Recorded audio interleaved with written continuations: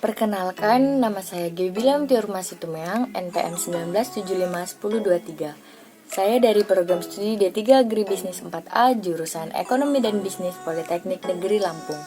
Di sini, saya akan menyelesaikan tugas mata kuliah Manajemen Pemasaran tentang diferensiasi, bauran pemasaran, dan penjualan.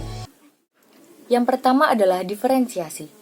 Diferensiasi berarti bahwa suatu produk atau jasa memiliki tidak saja keberbedaan dengan produk atau jasa yang sudah ada, melainkan juga merupakan titik keunggulan dibandingkan yang lainnya. 5 dimensi diferensiasi yaitu yang pertama, diferensiasi produk, yang kedua, diferensiasi pelayanan, yang ketiga, diferensiasi personil, yang keempat, diferensiasi saluran, dan yang kelima yaitu diferensiasi citra. Selanjutnya, marketing mixing atau bauran pemasaran, yaitu kumpulan alat pemasaran taktis yang terkendali baik dari harga, produk, tempat, dan promosi yang dipadukan perusahaan untuk menghasilkan respon yang diinginkannya di pasar sasaran atau lebih singkatnya, strategi kombinasi yang dilakukan oleh berbagai perusahaan di dalam bidang pemasaran.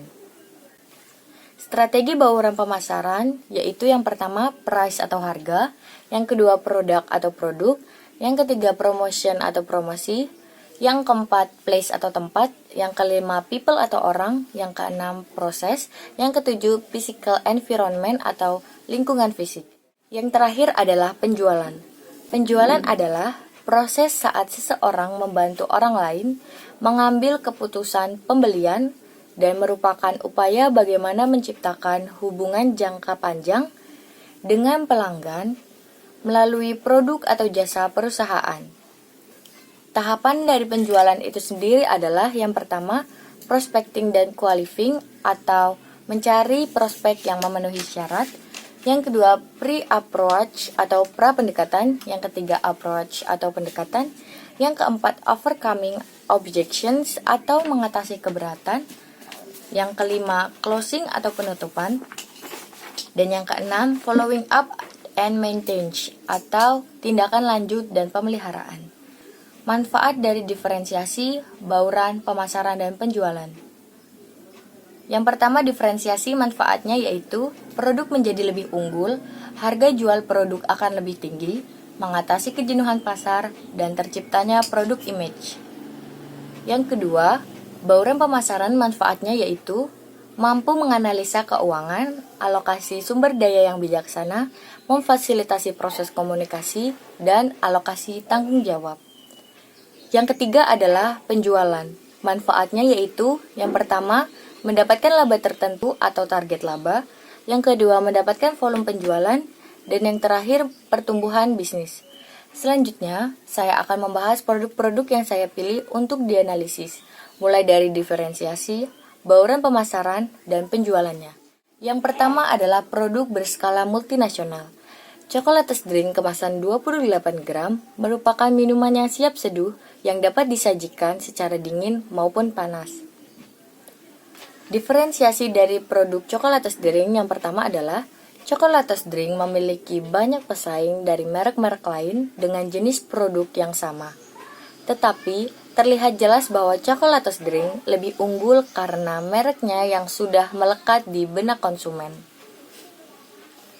Yang kedua, memiliki beberapa varian rasa. Yang ketiga, mudah didapatkan di toko maupun supermarket terdekat.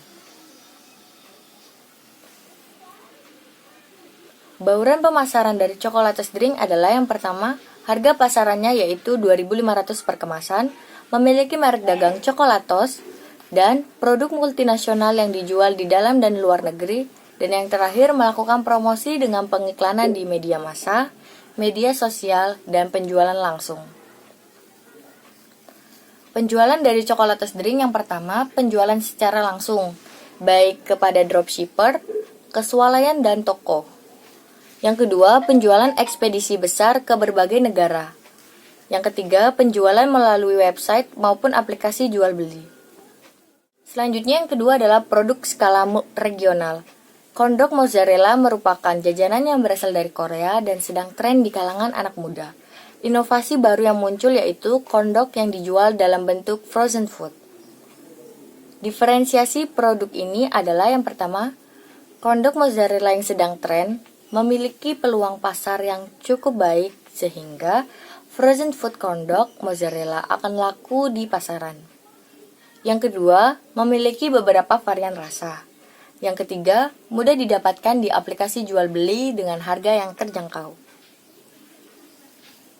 Selanjutnya, bauran pemasaran dari kondok mozzarella ini adalah yang pertama, harga pasarannya yaitu 10.000. Yang kedua, produk diproduksi dan dijual bisa sampai ke seluruh Indonesia. Yang ketiga, melakukan promosi dengan pengiklanan di media sosial. Penjualannya yaitu secara langsung, baik melalui dropshipper atau konsumen langsung. Penjualan ke berbagai daerah, dan penjualan melalui website maupun aplikasi jual beli. Yang terakhir adalah produk skala lokal. Kelanting merupakan jajanan yang terbuat dari singkong dan memiliki tekstur yang renyah dan gurih. Kelanting menjadi salah satu makanan khas dari daerah Pringsewu. Diferensiasi produknya yaitu yang pertama, kelanting merupakan produk khas yang ada di Pringsewu. Kelanting ini diproduksi langsung di Pringsewu Timur. Yang kedua, memiliki beberapa varian rasa. Yang ketiga, mudah didapatkan di pinggir-pinggir jalan maupun toko oleh-oleh. Selanjutnya, bauran pemasarannya yaitu harga pasarannya berkisar 5.000 sampai 25.000 tergantung dari kemasannya. Yang kedua, produk lokal yang dijual di daerah Pringsewu. Yang ketiga, tidak melakukan promosi yang signifikan, hanya dari mulut ke mulut. Penjualan dari produk kelanting ini yang pertama, penjualan secara langsung, dan yang kedua, penjualan bisa ke berbagai daerah. Demikianlah yang dapat saya sampaikan, kurang dan lebihnya saya mohon maaf. Sekian, terima kasih.